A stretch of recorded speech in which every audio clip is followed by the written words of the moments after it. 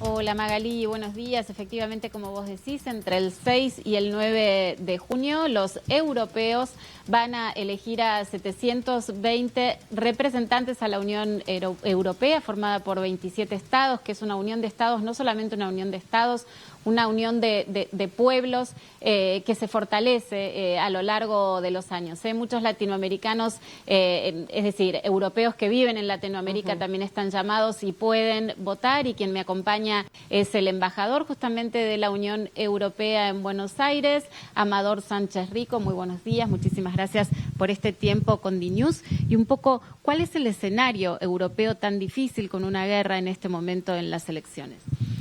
Bueno, primero, muchísimas gracias por tenerme, por darme la oportunidad de estar aquí y de darle un poco de, no sé si es publicidad, pero de marcar estas elecciones europeas que van a tener lugar del 6 al 9 de junio, en un momento que diría yo, bueno, invito a que puedan los ciudadanos con doble nacionalidad, europeos que vivan también aquí en América Latina, que vayan a las urnas, que mejor. Y decir que estamos, sí, en un momento, diría yo, que son unas elecciones definitorias para el futuro de la Unión Europea, para el futuro de la integración. La Unión Europea en estos momentos está con una amenaza prácticamente existencial, con esta guerra que acabas de mencionar, esta invasión totalmente ilegal de Rusia y de Putin a Ucrania. Y nos jugamos mucho en estas elecciones, porque una cosa es lo que pueda ocurrir con los 720 diputados, el color que vaya a salir de esa mayoría en el Parlamento Europeo, pero de ahí deriva un nuevo gobierno, un nuevo ejecutivo europeo, un nuevo ejecutivo comunitario, que será el que estará llamado a marcar el rumbo político de la Unión Europea para los próximos 5 años. Es un nuevo ciclo que empieza a partir de junio.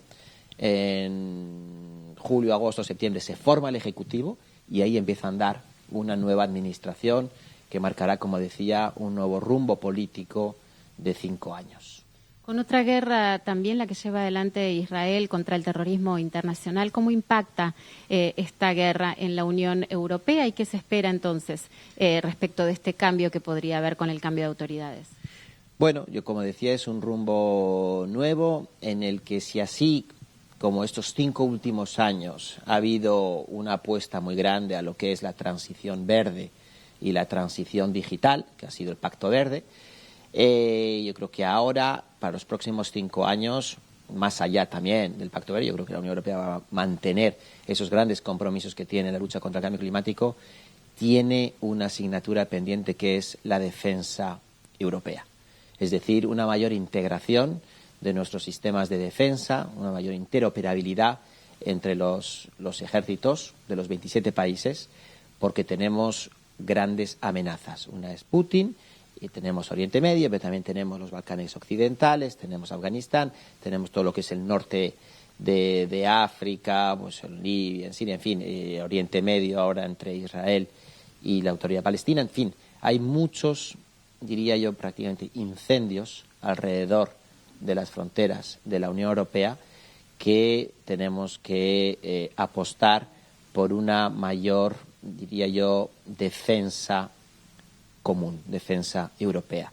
Venimos en estos últimos 20, 30 años, incluso más, tras la caída del muro de Berlín, en un periodo, en un proceso de desarme silencioso, confiando mucho en la OTAN. La OTAN va a seguir estando ahí. Nosotros somos unos grandes defensores y socios en la OTAN, pero lo que creo que tiene la Unión Europea pendiente es reforzar el pilar de defensa europeo dentro de la OTAN. Nada es incompatible. Hace poquito lo dijo en Buenos Aires José María Aznar, la Unión Europea ha bajado los brazos contra el terrorismo. ¿Es una amenaza al terrorismo también contra la existencia de Europa? Sí, evidentemente. El terrorismo no podemos bajar la guardia, sigue estando ahí. Creo que tenemos grandes desafíos, como decía, problemas alrededor de la Unión Europea. Tenemos también que mantener la política social, que somos un ejemplo en todo eso. Tenemos que subir, porque esto que hablaba yo de la defensa común va exigir subir los gastos nacionales en materia de defensa del 0,5, del 0,7 al 2%. ¿Qué remedio? La paz hay que defenderla. Y eso parece mentira, hay que armarse, porque si no, no hay manera de que podamos defender nuestra paz. Llevamos 70 años de paz en la Unión Europea. Esto que estoy diciendo ahora de armarnos, de apostar por una defensa común, está un poquito en contra del ADN de la Unión Europea. Nosotros somos un proceso de paz, un proyecto de paz. Nacimos de las cenizas de la Segunda Guerra Mundial, para no hacernos nunca más la paz. Pero claro, una cosa es como nos gustaría estar y una cosa es la realidad en la que vivimos y todas estas amenazas de las que estamos rodeados. Este auge de la derecha protagonista en este momento pareciera que a nivel mundial, ¿no? ¿De qué manera impacta? ¿Cuáles serían los liderazgos que en este momento cumplirían estos objetivos de la Unión Europea? Bueno, yo creo que no es nuevo, ¿eh? Ya había también fuerzas de derecha, extrema derecha, hace ya 20 años, que incluso abogaban en ese momento, apostaban, defendían la desintegración de la Unión Europea. Partidos que lo que querían, lo que defendían era salirse de la Unión Europea. Vino el Brexit y yo creo que el Brexit ha supuesto más una vacuna que una enfermedad. Se decía en ese momento que iban a venir muchos países europeos que iban a seguir el modelo del Brexit. Yo me atrevo a decir que ese efecto dominó no se ha dado, todo lo contrario. Yo no veo ahora a ninguna fuerza de extrema derecha o de extrema izquierda, como se le quiera catalogar, anti-europea, como sí que lo había hace unos años, hace incluso 20, 25 años. Pareciera más bien al revés, ¿no? Al revés. Yo creo que ha servido, como decía, más como una vacuna que una enfermedad el Brexit. Pero no podemos bajar los brazos. La Unión Europea, sí que hay partidos que cuestionan a la Unión Europea, pero eso me parece también sano. Yo creo que la Unión Europea tiene que adaptarse a los grandes desafíos que tenemos por delante y una de las grandes, diría yo también, tareas pendientes, desafíos es cómo ampliar la Unión Europea a nuevos países. Somos 27. Algunos no quisieron entrar, otros se han salido, pero también hay una larga cola de países que quieren entrar.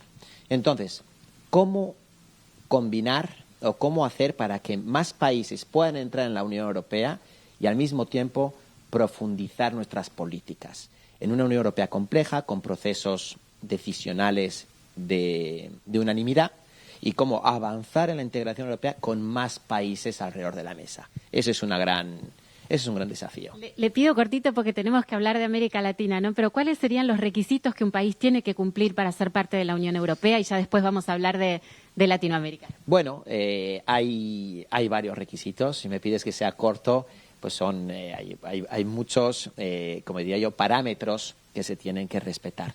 Y sobre todo lo que es poder integrar todo lo que es el acervo comunitario, que son millones de páginas de leyes y de legislación en la legislación nacional. Entonces yo creo que, bueno, hay varios países, ahora sabemos que Moldavia y Ucrania son los últimos que acaban de entrar, que tienen el estatus de país que podía entrar en la Unión Europea. Y en eso estamos, pero yo creo que es un gran desafío el número cada vez mayor de países que puede haber alrededor de la mesa y los procesos de toma de decisión que sean flexibles y ágiles. Por último, ¿qué espera la Unión Europea de América Latina? Mira, en este momento en el que la Unión Europea se encuentra en esta encrucijada con tanto problema alrededor, necesitamos socios confiables. Y en este caso, América Latina es un continente, es una región del mundo con el que nos une mucho, tenemos muchísima afinidad y sobre todo Argentina. Con Argentina tenemos mucho en común, tenemos un gran pasado, cultura, mucha sociedad, muchos lazos, muchos vínculos. Tenemos también un presente ahora muy fructífero, pero yo creo que lo que más tenemos es un gran potencial en el futuro. Hay 800 empresas europeas en este país, pero qué duda cabe que hay un margen potencial para muchísima más presencia y muchísima más actividad comercial y estos lazos entre nuestras sociedades.